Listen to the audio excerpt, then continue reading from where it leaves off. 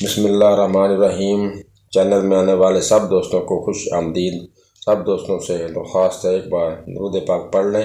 خوبصورت پہاڑوں کے بیچ سرسبز و شاداب درختوں میں گری وہ وادی جتنی حسین تھی، وہاں کے رہنے والے اسی قدر مہربان اور نیک تھے۔ وہ مسافروں کو خدا کی نعمت سمجھتے تھے اور ہر ممکن ان کی خاطرداری کیا کرتے۔ بستی کا پہلا گھر خادم بابا کا تھا۔ ہر مسافر ان کے گھر سے ہو کر بستی میں داخل ہوتا تھا، اس لیے سب سے زیادہ انہیں ہی لوگوں کی خدمت کا موقع ملتا تھا، اور اسی خدمت گزاری کے باعث وہ سب لوگوں میں معتبر اور نیک نام تھے۔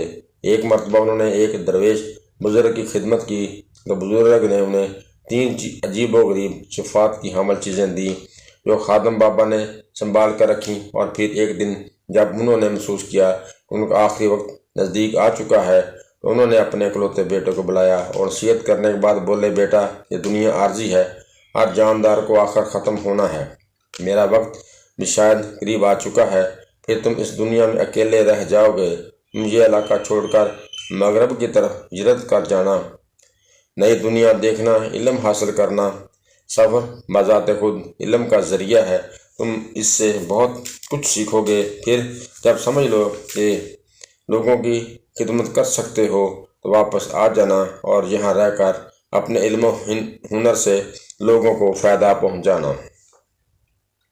اتنا کہہ کر بوڑھے خادم بابا نے صندوق کھولا، ایک ٹوپی، تسبیح اور انگوٹھی نکالی اور اپنے بیٹے محمود کو دیتے ہوئے بولے، یہ چیزیں مجھے ایک نیک بزرگ نے دی تھیں، ان میں بڑی خصوصیات ہیں، ٹوپی پہن کر اگر کسی کی بات سنیں گے تو سچ جھوٹ کا پتہ چل جائے گا، تسبیح پڑھتے ہوئے اگر کسی بیمار کو کوئی دعا دو گے تو وہ ٹھیک ہو جائے گا، اور یہ انگوٹھی پہن کر جنگ کرو گے تو دشمن پر فتح حاصل کرو گے۔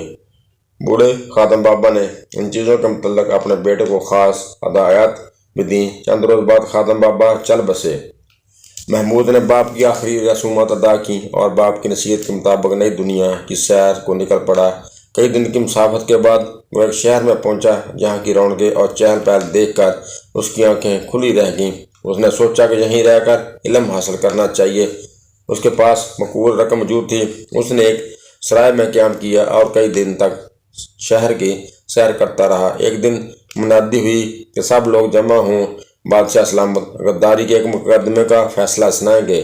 محمود مقدمے کی کارروائی دیکھنے پہنچ گیا۔ وزیر اعظم پر الزام تھا کہ اس نے بادشاہ کے خلاف سازش تیار کی ہے، اسے تخت سے اتار کر خود حکومت سنبھال لے، لیکن تمام گواہان موجود تھے مگر ملزم جرم قبول کرنے سے انکاری تھا۔ قاضی نے مقدمے کی تفصیل سے بادشاہ کو آگاہ کیا۔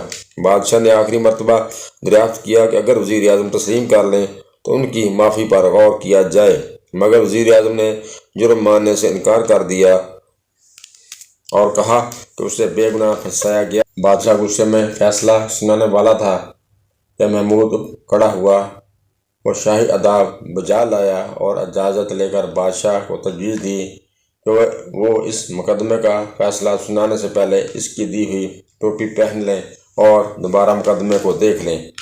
بادشاہ نے محمود کو پردیسی جان کر اس کی بات مان لی، اور جیسے ہی ٹوپی پہنی ایک غیبی آواز سے اسے پتہ چل گیا کہ گواہان جھوٹے ہیں اور وزیر اعظم اس کا وفادار ہے۔ بادشاہ نے سختی دکھائی تو جھوٹے گواہوں نے اقرار کر لیا کہ سپہ سالار کے اشارے پر وہ یہ کام کر رہے تھے۔ دوسرے ہی لمحے سب کچھ بدل گیا۔ بادشاہ نے وزیر اعظم کو فوری طور پر رہا کرنے کا حکم دیا اور سپہ سالار سمیت تمام ملزمان کو گرفتار کیا گیا۔ بادشاہ نے محمود کو تخلیہ میں طلب کیا اور اس حیرت انگیز ٹوپی کے بارے میں دریافت کیا۔ محمود نے ساری بات بتا دی اور بادشاہ سے کہا کہ وہ یہ ٹوپی رکھ لے۔ بادشاہ بہت خوش ہوا اور اس نے محمود کو منہ مانگا انعام دینے کو کہا، مگر محمود نے انکار کر دیا اور اجازت لے کر واپس آ گیا۔ اسے خوشی تھی کہ اس نے ٹوپی مناسب شخص کے حوالے کی ہے۔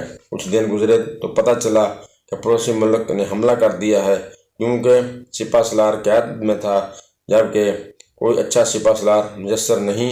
ایسے میں تو دشمن ملک نے سوچا کہ موقع اچھا ہے۔ بادشاہ نے منادی کرا دی کہ ملک پر حملہ ہو گیا ہے، سب لوگ اپنے اپنے حصے کا فرض ادا کریں۔ محمود کو یہ جان کر خوشی ہوئی کہ بادشاہ خود فوج کی قیادت کرے گا۔ بادشاہ سے ملا اور اسے انگوٹھی دے کر اس کی خصوصیات سے آگاہ کیا۔ بادشاہ بہت خوش ہوا۔ میدان جنگ میں انگوٹھی سے نظر نہ آنے والی ایسی شعاعیں نکلتی تھیں جن سے دشمن کے سپاہی وقتی طور پر اندھے ہو جاتے تھے۔ بادشاہ نے بے جگیری سے مقابلہ کیا۔ فوج نے بھی دلیری سے لڑ کر دشمن ملک کو شکست دے دی۔ اب بادشاہ محمود کا گرویدہ ہو چکا تھا۔ اس نے محمود کو طلب کیا مگر پتہ چلا کہ وہ کسی کو بتائے بغیر کہیں چلا گیا ہے۔ بادشاہ نے اس کی تلاش کا حکم دیا مگر وہ نہ ملا۔ محمود یہ سوچ کر وہاں سے روانہ ہو گیا کہ اب بادشاہ اس پر خصوصی عنایت کرے گا اور وہ یہ نہیں چاہتا تھا۔ کئی دن کی مسافت کے بعد وہ پڑوسی ملک میں پہنچ گیا۔ پتہ چلا کہ اس ملک کا بادشاہ جنگ میں زخمی ہو گیا تھا اور حکیموں نے اسے لا علاج قرار دے دیا تھا۔ محمود دربار میں پہنچا اور بڑے حکیم سے ملا۔ اسے اپنی تسبیح دے کر کہا تسبیح پر اللہ کا نام پڑھ کر وہ بادشاہ کا علاج کرے۔ پھر محمود کی توقع کے مطابق بادشاہ تندرست ہونا شروع ہو گیا۔ حکیم نیک انسان تھا۔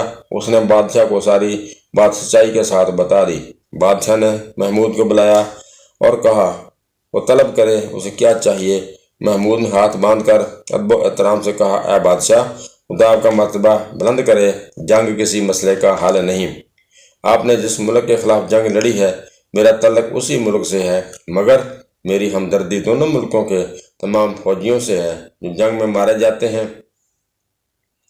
اور ان کے بیوی بچے ساری زندگی ان کا غم مناتے ہیں، ان کی زندگیاں تباہ ہو جاتی ہیں۔ میری خواہش ہے کہ آپ جنگ نہ کریں بلکہ دوستی کے ذریعے اپنے جائز مقاصد پورے کریں۔ بادشاہ کی سمجھ میں محمود کی بات آ چکی تھی۔ اس نے اصرار کر کے محمود کو چند قیمتی تحائف لینے پر مجبور کیا اور اپنے دشمن ملک کے بادشاہ کے نام صلح اور دوستی کا خط لکھا اور اپنے بیٹے کے لیے شہزادی کا رشتہ طلب کیا۔ دوسرے بادشاہ تک صلح کا پیغام پہنچا تو وہ بھی بہت خوش ہوا، مگر اس کے ذہن میں یہ بات تھی کہ وہ اپنی بیٹی شادی محمود سے کرے گا۔ اسی دوران محمود بھی پہلے والے بادشاہ کے دربار میں پہنچ گیا۔ اس نے بادشاہ کو سمجھایا کہ وہ شہزادی کی شادی شہزادے سے کر دے تاکہ ہم پر اللہ رشتہ طے ہو جائے اور برسوں کی ناراضگی رشتہ داری میں بدل جائے۔ محمود کے مشورے پر بادشاہ نے رضامندی ظاہر کر دی اور دونوں ملک کے عوام نے چین کا سانس لیا اور دونوں طرف خوشی کے شادیانے بجنے لگے۔ محمود اپنے گاؤں لوٹ آیا جہاں اس کی شہرت اس سے پہلے پہنچ چکی تھی۔ بادشاہ نے اطراف کے کئی گاؤں محمود کے نام کر دیے اور اپنے باپ کے نقش قدم پر چلتا ہوا لوگوں کی خدمت کرنے لگا۔ دوستو، اگر زندگی نے وفا کی تو اگلی ویڈیو میں آپ سے پھر ملاقات ہوگی۔ تب تک اجازت دیجیے۔ جاتے جاتے آپ سے درخواست ہے